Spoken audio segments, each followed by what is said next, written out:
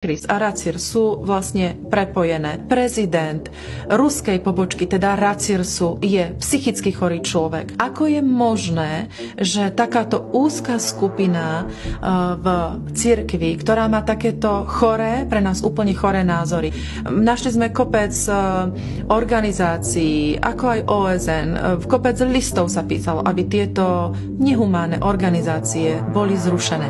A tieto organizácie napriek tomu, že vo vedení je psychicky chorý človek, že konajú v neprospech ľudí, označujú ľudí, že všetci ostatní, ktorí sú mimo ich územia, sú sektári, tak stále majú svoju moc a stále si nevie celý svet urobiť s nimi poriadky.